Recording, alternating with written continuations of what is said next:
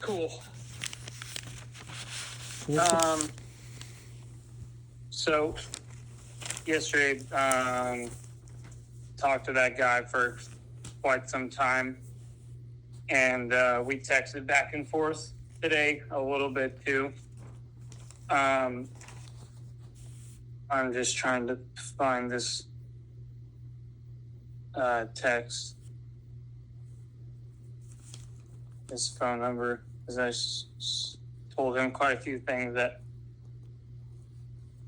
are pretty much directed towards you and Mom. okay.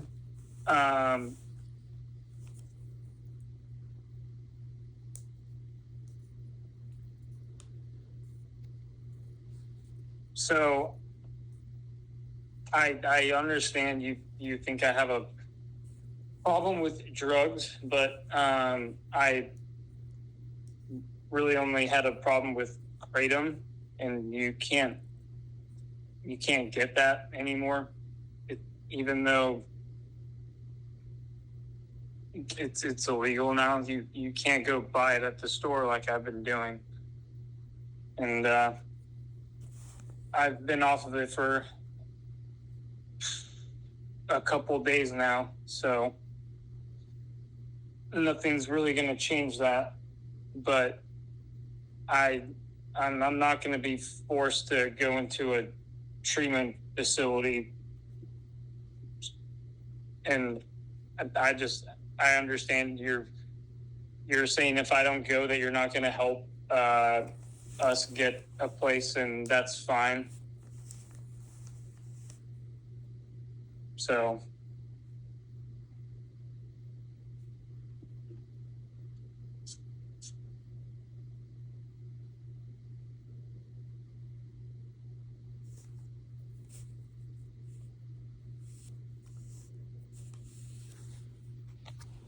Was there anything else?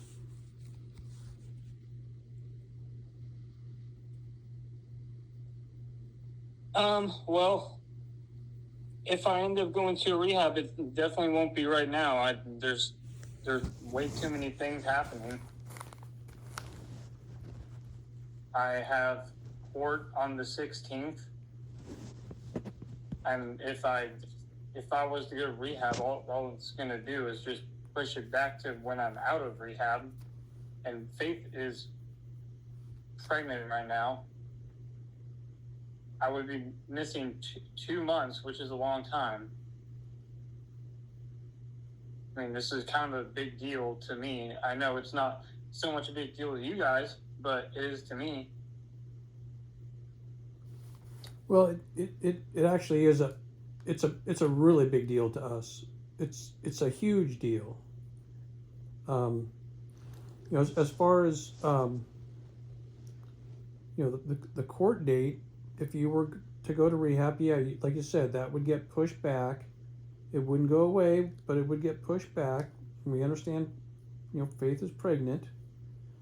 And when you talk about missing 2 months, it sounds like you're talking about missing 2 months from work.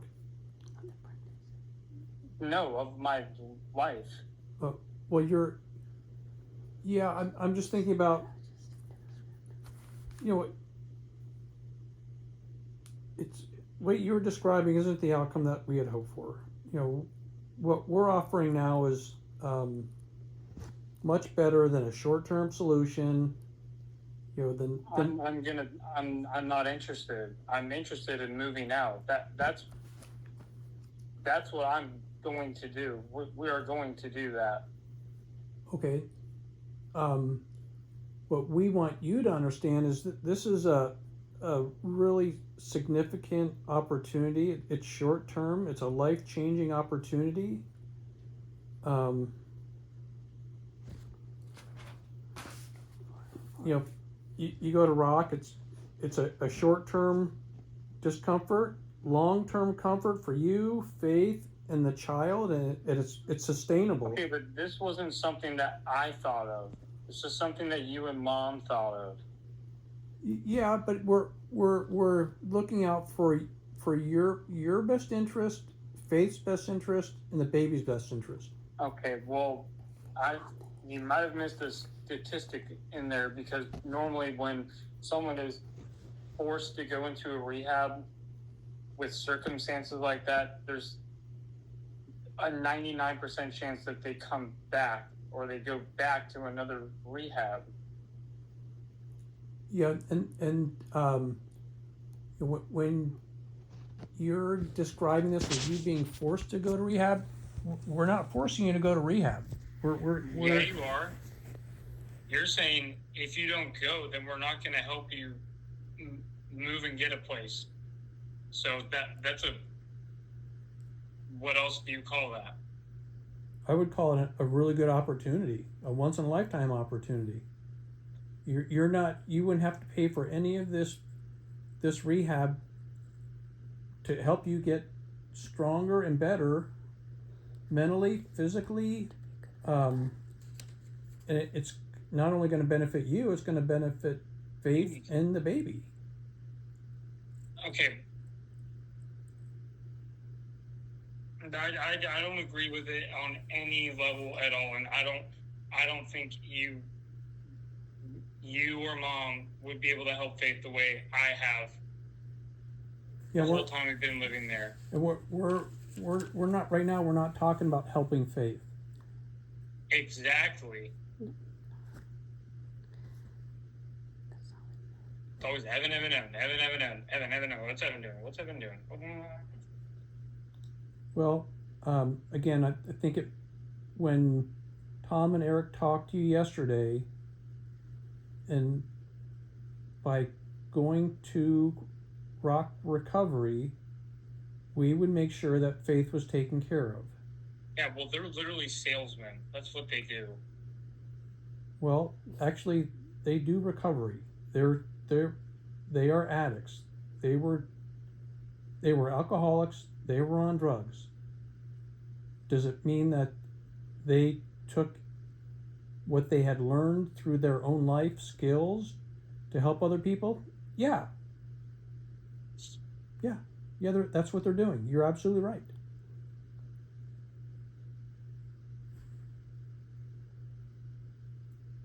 Again, for you need to look at this as a once in a lifetime opportunity. And I know Eric or Tom or both said, you can do this now, and it's going to be discomforting. It's going to be a challenge, but when you go further along in life, whether it's short term, couple months, maybe a year or two, or challenging. It's been challenging trying to coexist with you as owners of a property. That's what's been hard for me, and I'm drawing a line in the sand, and I've already made it up in my mind. Okay. I don't care if we get your help or your blessing or not. We're moving out. Okay. Well, and I think we need space. Okay. The way I look at it is moving out and you going to a recovery center are two different things. And again, I think where we're at right now is, we understand your decision, what you're thinking right now. Again, this isn't what we had hoped for, but you've made it very clear about the direction you want to go, to move out and to not go to rehab. I think it'd be really good for you to, try to keep an open mind, give it some thought for a couple of days, and we can circle back to you on Thursday and see if anything's changed. If it hasn't, then go ahead and take a look around, see what you can find, and we can talk more on Thursday. There's nothing more to talk about. Okay, well, what I'm saying though is, maybe if you give it some more thought over a couple of days, maybe something might change from your perspective. If it doesn't, well, then it doesn't. But I just want you to know that we're still open to additional dialogue around this and regrouping on Thursday.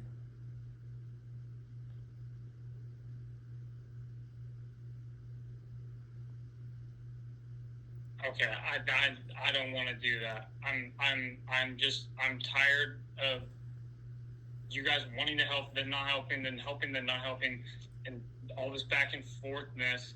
It's too much for me. And Evan, it's too much. It's been a lot for us over the years as well.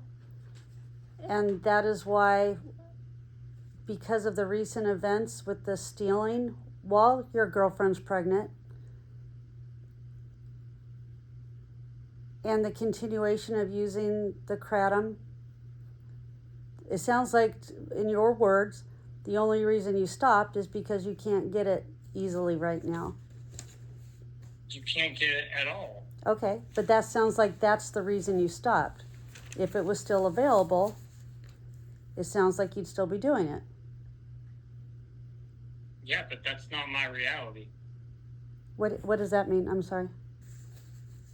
That's not what's happening. I'm not doing anything right now. Okay. So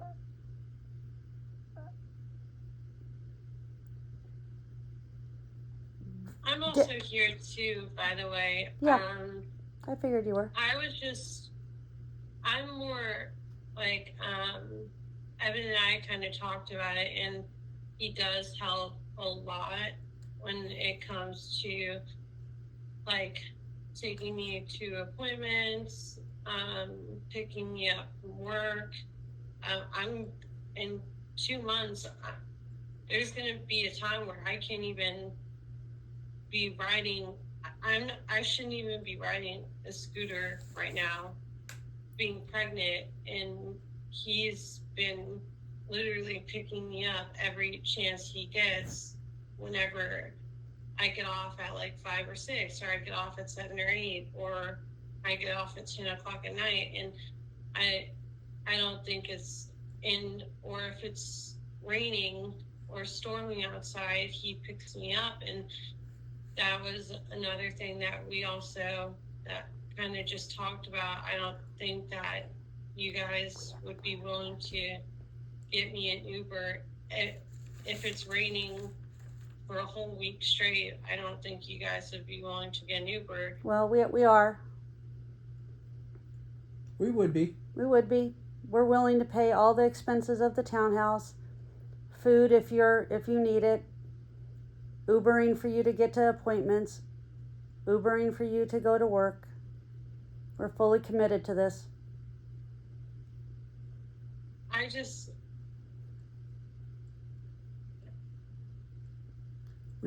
I don't see what has changed, because I feel like it is a good opportunity, but it's just you guys. I don't see this happening at all, because you guys haven't helped Faith really. You did help her with her DUI stuff and some tax stuff, but other than that, I mean. Evan, I don't really think you want to get into the weeds on how we've helped and how we haven't. I don't think that's a healthy path for this conversation. If you want to really give that some thought and think back of everything that's happened over the year and a half before you make that comment. I didn't see it the whole year and a half. But well, probably the past 3 months, it's like you've almost like disowned Faith. Well, maybe you're not there when I've spent. Like I said, sitting here and going tit for tat isn't going to solve anything. Faith, no, I'm doing it. I am going to solve it, because this is what I feel and this is what I've seen. And I think you don't like Faith. I don't think you have since day one. I think that's what I think. And I think you've had it out for her. And I definitely don't think you were happy at all when she told you she was pregnant. I was very surprised. I do like Faith. Yeah, you think? Your fucking reaction was terrible. Yes, I just said that, and we've gone through this before. When you told me... there were some pretty harsh words. And then you still continued to say harsh things that just come out. Okay. directed at Faith. Okay. So again, rehashing those things isn't going to solve anything. We could go tit for tat of things that Faith has shared with me. She's mad at you, whatever. That's not solving anything. No, I'm just letting you know. Oh, okay. And I've you've been my number one stressor. Okay. And this is why this is my decision. And we are leaving. And I don't want anything to do with you guys for quite some time. You know, I think that's the best option you know, we can do. okay, so that is one option. I don't know if it's the best option, but I think that the two of you need to reflect on what has happened recently between the two of you. What has happened recently over the last several weeks and months? And what is the root cause of what has happened between the two of you? Keep me and Mom out of it. But I see that. Right, well, maybe you don't understand how close we are and how often we talk. Well, I don't understand that, but what I do understand and see is the ups and downs that the two of you have emotionally, and your small circle of people and support. I really think that the two of you need to give that more thought. And whether you're renting a townhouse from us or living on your own, what does that look like for the two of you? What is going to be different when the two of you are in a different living space? You and Mom won't be in our life. That's the difference. Okay, that's a very good possibility. But what about the other things that are influencing what you're doing and how you're treating each other? And I'm not looking for an answer. I need the two of you to think about that, muse over it. And again, like I said, beginning of the call, the two of you need to talk more. If you would like to get back together with us after you have some more discussions and think more, if your decision is the same as what you're thinking right now, well, then that's what we'll go with. Okay. But know that Faith would be 100% taken care of while you are gone. And if you don't feel like that is something that would happen, Faith, I don't know if you would want to go back to an inpatient place and finish your recovery, and if you would feel more comfortable doing that. It's not on anything. I'm not talking about drugs, Evan. I'm just talking about in general.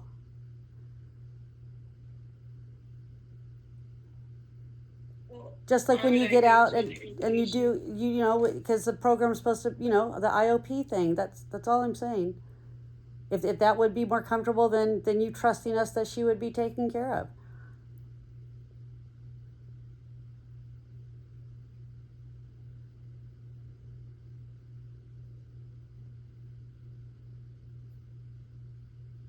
And I'm going to go back to something you said earlier on about maybe this isn't a time where you could go to rehab. This offer from us to support you in Faith by you going to rehab now, it's not out there indefinite. So don't think you can come back to us and say, okay, I'm ready. That's not part of this offer. Okay.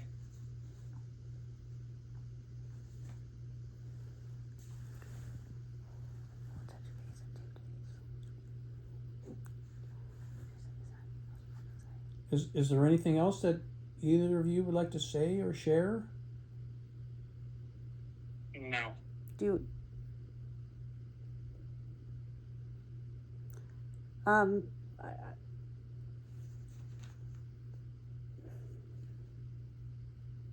I guess it's just hard to trust that you guys, on my end, it's hard to trust that when you guys say that, you'll help with, you'll help me go to like work or appointments. It's hard to trust that when you've gone back on your word several times on saying you don't want any part in helping us with stuff, and then you change your mind. It's like, hey, do you want us to bring food? What can we do to help you? And then it's like, never mind, we don't want to help you guys with anything anymore. So it's really hard to just put a leap of faith and be like, okay, Evan, you go ahead and go. And then if I get the short end of the stick and I don't end up being helped, and I'm crying to Evan on the phone all the time, like they said they'd help, and I'm riding the scooter in the stormy Faith, rain. if that was ever the case, that we didn't step in and help, do you think you guys would be in that townhouse right now?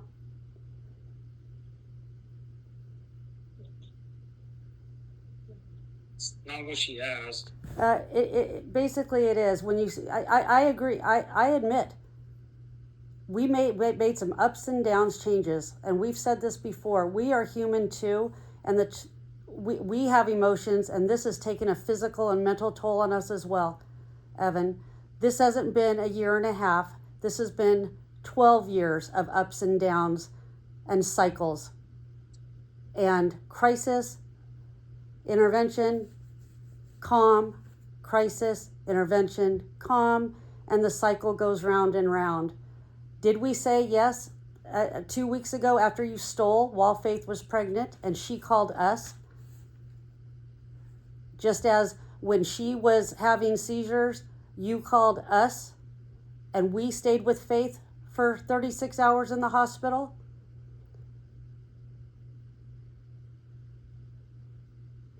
So yes, I'm human, and I bring you food because that's my love language, like we talked about before, Faith. And I have feelings of guilt also, just like when Evan gives us gifts. And that is why Dad and I seeked help from professionals to end this cycle once and for all for your baby. For your baby, because contrary to what you two believe, I care deeply about that baby. It's hard. Is it difficult for me to jump up with joy while I know that you're still doing drugs, while I know you're spending money on things that could go towards saving for the baby or saving to move out on your own? It's difficult. Yet we still invite you to our home. We are giving you the biggest opportunity of your life for you and your upcoming family.